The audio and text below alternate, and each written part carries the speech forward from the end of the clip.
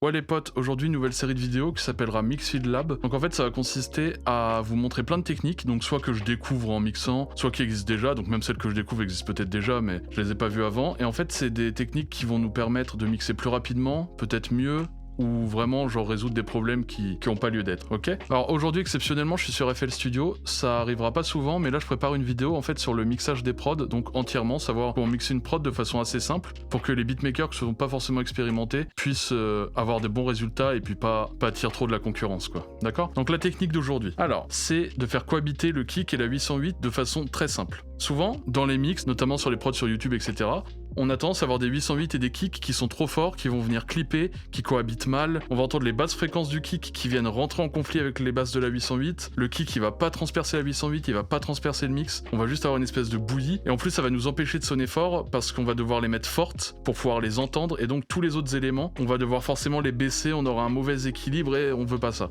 Donc il y a une technique qui est souvent expliquée sur les vidéos YouTube sur internet, c'est de mettre un sidechain. Donc on prend sa 808, ok, on met le kick en sidechain. Quand le kick tape, il y a une compression qui fait qu'en fait l'entrée de la 808 est légèrement baissée, et donc on garde le punch du kick, et la 808 elle arrive après. Mais moi mon avis c'est qu'il faut jamais faire ça. Alors ceux qui le font et pour qui ça marche, continuez de le faire. Ceux qui pensent qu'ils veulent essayer, essayez. Moi c'est mon avis, c'est la façon que j'ai de mixer, ça marche pas pour moi parce que je perds le punch de ma 808. Vous imaginez si vous perdez le début de votre 808, vous perdez toute l'entrée, vous perdez tout le punch, aucun intérêt. Il y a d'autres techniques, on va vous montrer, tac, qui consistent à prendre, hop, la 808, venir ici et décaler ça, décaler un peu l'attaque. Donc ça veut dire pareil, qu'elle aura tendance à démarrer plus tard. Ça, pareil, à proscrire. En tout cas dans la trappe, parce qu'on veut vraiment quelque chose qui punch. Donc comment faire pour que nos basses fréquences cohabitent bien et que notre kick et notre 808 soient vraiment punchy et puissants. Alors on va commencer par écouter ma 808. Donc sans les effets.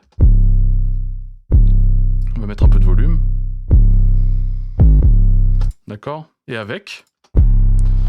Alors la première chose que j'ai faite, c'est que j'ai mis une petite distorsion. Ça, je l'ai fait parce que je trouvais que ça collait mieux avec le reste de la prod, mais on n'est pas obligé de mettre une distorsion. Là, je l'ai fait aussi parce que quand on met une distorsion sur un élément, ça génère des harmoniques et ça a tendance du coup à sonner mieux sur les supports qui sont moins adaptés. Par exemple, un téléphone où on n'aura pas de basse fréquence, là, on va générer un peu de plus haute fréquence, donc on entendra notre 808 même sur téléphone, ce qui est assez important. Et ensuite, j'ai mis une petite EQ où je booste les basses fréquences, je vous expliquais tout à l'heure pourquoi je peux me permettre de le faire, et je booste un petit peu 700, pareil, pour pouvoir marcher sur les téléphones, etc. Ensuite, j'ai mon kick, donc on va l'écouter aussi sans effet.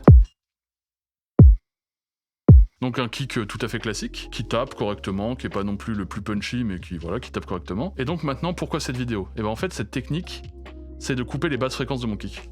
D'accord? Alors c'est des trucs que j'ai expérimenté, qu'il faut pas faire à tous les coups, hein. Moi je vous montre ça parce que parfois ça marche pour moi, j'essaie, ça marche, je le laisse, ça marche pas, je fais autre chose, d'accord? Ça c'est juste une technique pour avoir un arsenal de techniques, plus vous avez de techniques, plus dans chaque situation vous vous direz ça marche, ça marche pas, ok? Là j'ai coupé jusqu'à 80 Hz, donc on entend ce qu'il y a en dessous. D'accord, j'ai coupé les basses fréquences et j'ai mis 5 dB à 1000 Hz. Donc ça, c'est pour que mon kick, il transperce le mix. Que mon kick, il tape fort, il hit, il soit sec, il soit punchy et il rentre pas trop du coup en collision avec ma 808. Donc toutes les basses fréquences, en fait, je les laisse à ma 808. Ce qui fait qu'elle va pouvoir vraiment être ample dans le mix, d'accord? Donc on va écouter ensemble.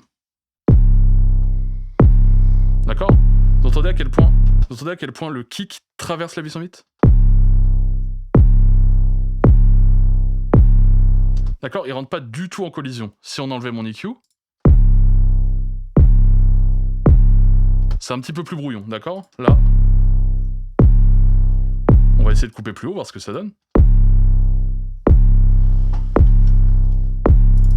Là, on y perd, ça devient trop en fait. Même on pourrait baisser jusque 60. Moi, ce que je veux, c'est que voilà, la fondamentale de mon kick, bah en fait, je la fasse presque disparaître pour vraiment garder le punch qui peut transpercer la 808, transpercer le mix. On va écouter ensemble, on va voir comment la 808 va rentrer dans le débat.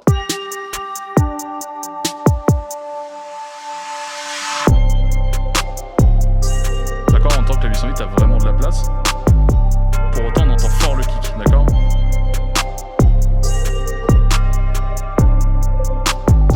Donc voilà, c'est une petite technique, couper les basses fréquences du kick, essayer de voir si ça cohabite mieux avec la 808. Pas de difficulté, un débutant peut le faire, quelqu'un qui fait des prods et qui a pas envie de passer son temps à mixer peut le faire. Donc si la vidéo t'a plu, je te laisse suivre la chaîne, mettre un petit pouce bleu. Et puis ceux que ça intéresse que je fasse une vidéo entière dédiée au mixage de prod, et bah dites-le moi en commentaire et on se fera ça sans souci. Allez, ciao, bye!